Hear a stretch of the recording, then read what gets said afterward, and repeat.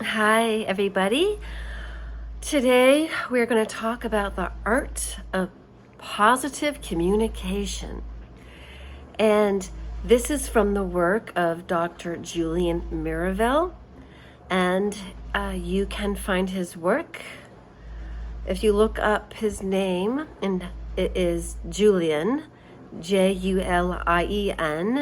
Mirivel is Mirivel. And that's all it really essentially takes to find him. And his brilliance will show when I talk about what I'm about to discuss with you and share with you. So, the art of communication is something that you'll never experience with a narcissistic partner. Ever, ever, ever. And if you are a recovering adult child of a parental narcissistic abuse, you may lack the basic qualities of communication necessary to have positive quality communication.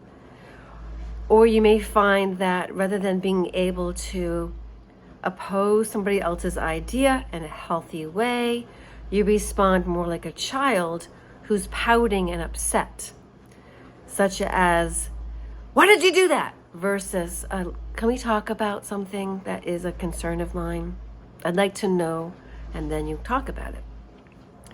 And also, you might avoid confrontation because if you are a child of a narcissist, you couldn't actually ever assert your own will or authority without being degraded, denigrated, disempowered, punished, and everything else that goes with being a child of a narcissist. So let's talk about the elements of positive communication. And as I said in the video before this one, if you go to my channel, just click on it, and they're all in chronological order. I believe I brought that up in the pep talk one about coffee, drinking coffee. Regardless, we're in April of 2024, and that's all you need to know to find the video that I'm talking to you about. But let's just talk about it right now, shall we? And it is that you probably do have to learn how to have positive communication, and you have it first with yourself. Because the voice of judgment that's in your head, that's been installed there by the negative experiences and input that you had from a narcissistic parent, can be so debilitating that those voices go on and on, even though you are well past the age that you were ever living under that roof with that horrible human. And they really are. They're horrible people. And they create within you, I love them because they're my parent, but I hate what they did to me.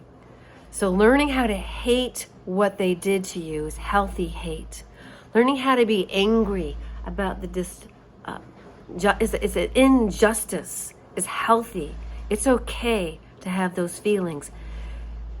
And it's multi-layered, so this talk also will address, and I'm saying it to you now, you weren't validated. Any of your feelings were not validated. Anything that was perceived as negative towards the narc parent, the Ombo, almighty big one, they lambasted you, berated you, yelled at you, punished you, you name it. So F them. Don't F them. We're going to take care of business, and that means we're going to heal ourselves. And it's by learning how to improve our own conversation with ourselves and others, and improving our relationship with ourselves and with others by learning the basics. Now, I talked about greeting yourself in the mirror, and that's what you do. How do you greet a person? How do you greet a puppy? How do you greet a cat? You're happy to see them and you say, hello. So when you greet a person, it's with positivity. When I was greeted by my narc partners in the past, the ones I married, because I was conditioned to only see love as the conditional, transaction-based, do this for me and I will love you sort of thing that they instilled. And I responded to based on my conditioning. When you realize that's not the way it is, life is so much better.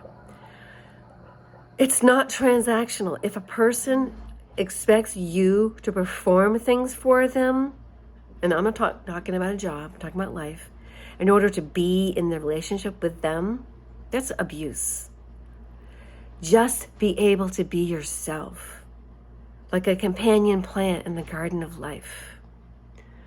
So pull up a chair, get a cup of cuppa, drink water, or have something more. Whatever you're going to have, make sure you enjoy it and it's helpful. Greeting is number one. And he has in there that you're going to create human contact. When I was with narcissists, married to them in the last 10-year relationship with the big galoot that was full of himself, he was the big ombo of them all. They can't actually look at you in the eye. They can't stand still. Eye contact. Hello, how are you? They're always moving away, always moving backwards, always moving. They can't stay still. They can't meet you in your honesty. So you're going to do that for you. You're going to look at yourself in the mirror and you're going to find something you like about yourself. Yeah? And you do this with other people. Look at them. If you feel like giving them a compliment, do it. Don't do anything because it's a manipulation.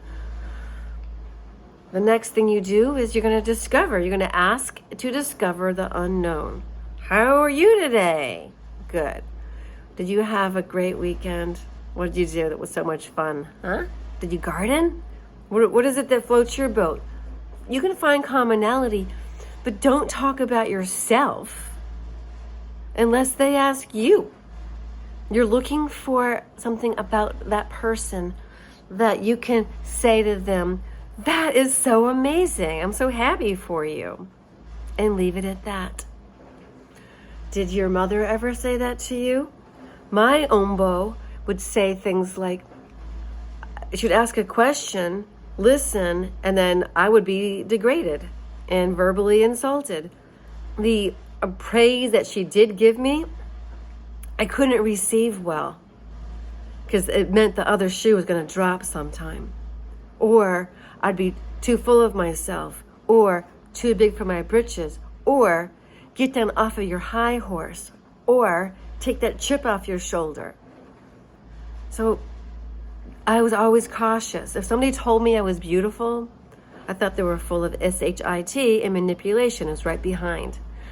So I didn't trust compliments. It took me a very long time to trust compliments. So when we compliment somebody else, it's to affect a person's sense of self. And this is according to Julian Mirivel. And it's to be nurturing, not to be manipulative. But we were taught through the truth of the experience with a narcissist that when they complimented us, it might then be a backhanded compliment. Oh, you're kind of pretty for a dormouse. Oh, you've got a big mouth for somebody. You're kind of well spoken for somebody who doesn't have that much intelligence. Gosh, that was kind of funny for somebody that actually is pretty boring. Whatever. So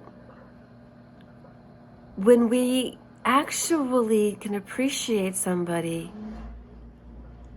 remember, they may have been raised by an ombo too. You're not the only one who's been effed up by childhood conditioning or have suffered greatly at the hands of a pathetic ombo boyfriend or a husband or what have you. So he then goes into greet, ask, compliment, and then disclose. Now that you've asked them about you, them, and all of that, maybe you can disclose something about yourself. But you have to test the waters. You don't ask a person questions just so you can divulge yourself. And you don't necessarily dive into intimacy with somebody who has a healthy, in work relationships, has a healthy sense of boundaries so that they allow themselves healthy boundaries in a work environment.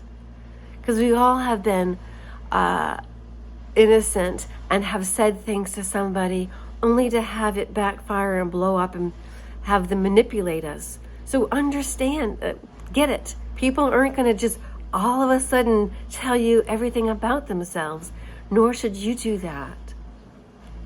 But beginning with yourself, with the art of communication, learning to discover yourself. What did you do this weekend? And you look into yourself and you go, gosh, I just really needed to be. I gave myself permission to go to bed early with a good book. Okay? And deepening is when you actually create that intimacy. I have a new friend. His name is Steve. I met him in a wreath making class.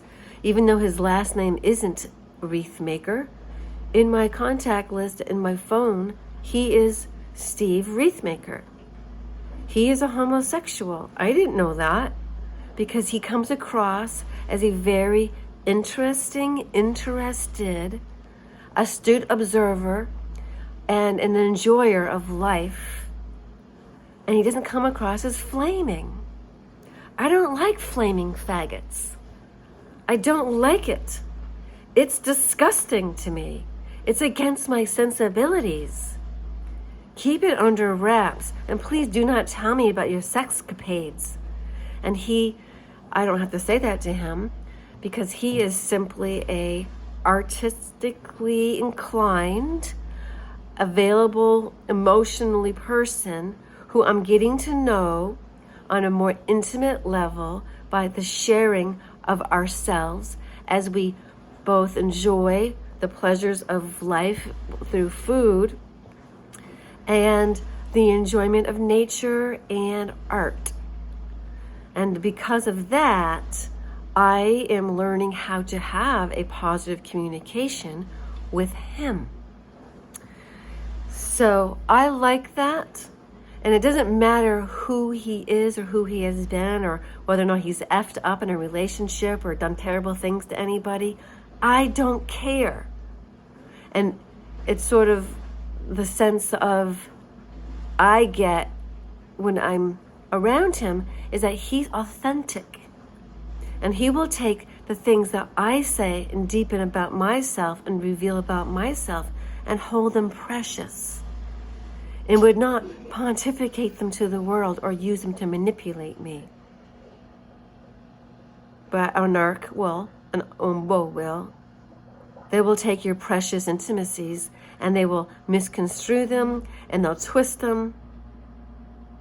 And in conversation, they may even blame you for doing that. And you respond like, what? Because you're thinking as a good person, did I do that?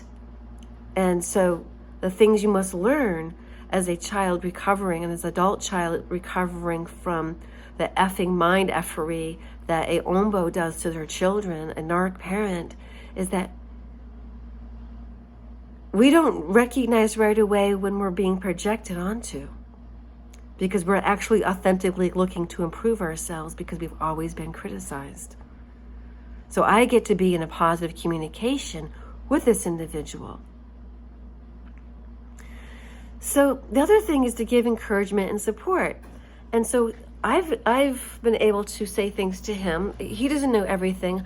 He's not my shrink. But he was afraid I wouldn't like his apartment decoration. I dropped in, I popped up, he got some brute bubbly. We had a nice bubbly, then we walked to a restaurant. We had a foodie fun time. And that's our relationship. I was always a onesie. I was always going out to eat by myself. Now I have a companion that I don't have to worry about trying to FUCK me in any way, my mind or body, who is authentically also interested in improving themselves in their experience of just life, being a living human. And it's a joy. I used to take out my Ombo boyfriend and pay for it, and then I would make sure he also did pay his share too at times. And it's like he was just a consumer that would inhale everything, and he ate so fast. I didn't like him at all, come to think of it. He's a disgusting human. Anyway, I digress. The encouragement comes from giving support. Like if somebody says, oh gosh, I have a friend that I was in conversation with, and they demeaned me by insisting that I admit to a wrongdoing that I didn't commit. And they wanted to make sure I learned my lesson. And I was like, sounds like a red flag to me. Looks like a red flag waving in the wind. This person wants you to conform to their idea of a good friend. And yet, are they being one? And he's like, no, she's not.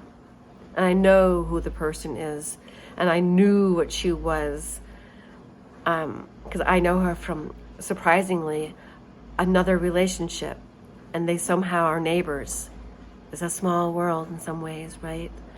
And so when he let me know that he had a run-in with her and her personality, I knew exactly. But I never badmouthed her to him because he had said, I have this wonderful friend, Linda, blah, blah, blah. And I was like, yeah, how great is that? It's nice to have friends like that.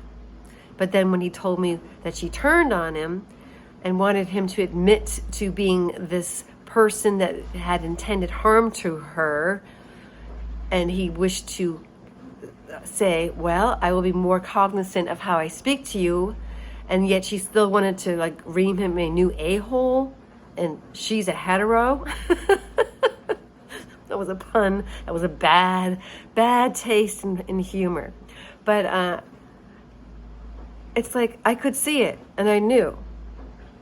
Because I'm admitting I have a gift. I have a gift, an intuitive gift of knowing people. It was the one that my Ombo parent tried to knock out of me by hitting me with her hand when I said things insightfully, and then whap! She would take her hand and like strike it against my face. And I would see stars, like the kind in cartoons where you whoa, and you see that whoa, whoa, whoa, whoa, whoa, stars, and you hear the thing in your head. I had physical abuse from a parent who didn't like what I said, even though it was true. Because how could I know that? I'm just a child. Ugh, bitch. So transcend is to listen and transcend differences. We transcend differences. We don't create them. Yeah? So this is a thing that you're going to be doing for yourself first and foremost, to really accept who you are. You create a relationship with yourself. You accept yourself wholly. You greet yourself. You discover more about yourself as you actually allow yourself to resent the Ombo. You can be angry about what they did to you. And then you do have to let it go. And these things we're going through the mind, we're going through the head. I'm teaching, yes, this is the communication. These are the things that you missed out on. You were not actually able in a relationship with a narcissist parent, nor a relationship with a narcissistic partner, to present your side without them wanting to do what Linda did to Steve, which was stamp on him and make him, try to make him admit to being the lesser than. There is no lesser than. There's this right here, eye to eye, head to head, heart to heart, person to person. And you look for similarities, not differences. And you nurture those similarities, not the differences. Look for the similarities. Enjoy life. Enjoy the people. They don't have to agree with everything that you think and believe, and vice versa. But you don't have to be a less than person because you don't see things the way they do. I had a conversation with a neighbor just now, and he's like, well, I communicated to the manager of the properties because he had a problem. And why couldn't she just da-da-da? And I said, well, because she couldn't communicate the way you wanted her to. And something's wrong with her because she didn't communicate the way you wanted her to communicate to you. So something's wrong with her. He clearly has some issues. I'm keeping very, very far away from him. He's a type of neighbor that would like, if you could, F you. And so I don't trust, and I will not allow myself to be too close to any male neighbor. I got to keep healthy boundaries up. So yeah, the art of positive communication, you could look it up. I gave you the information from Dr. Mirivel already, and I think you can find him on YouTube. So begin with yourself. Recognize that the communication art form was not afforded you as a child of an Ombo, which is oh mighty big one, who bossed you around, who told you to be quiet, who told you you didn't know what you were talking about, who punished you for expressing an opinion, who punished you for having preferences. What's the matter with you? Oh, stop your complaining, right? So you're going to nurture yourself. It's so simple. And you're going to have feelings that are uncomfortable. Dance them off, walk them off, get out into nature, shake them off, do whatever it is physically. And then practice the art of gratitude. So begin with that communication with yourself. I'm so grateful. I'm who I am. I'm so grateful I have this wonderful body to experience life. I'm so grateful that I have such inner fortitude that I'm able to put myself together again, find those pieces of my being that were degraded verbally, and use the golden memory of the truth to piece myself back together again into the wholeness of who I am. To not deny that piece of me that intuitively sees into people. To not deny the sensitivity I have that feels deeply. And to piece it back together again with gold in the art of spiritual kintsugi. So much love. Be well. Talk soon.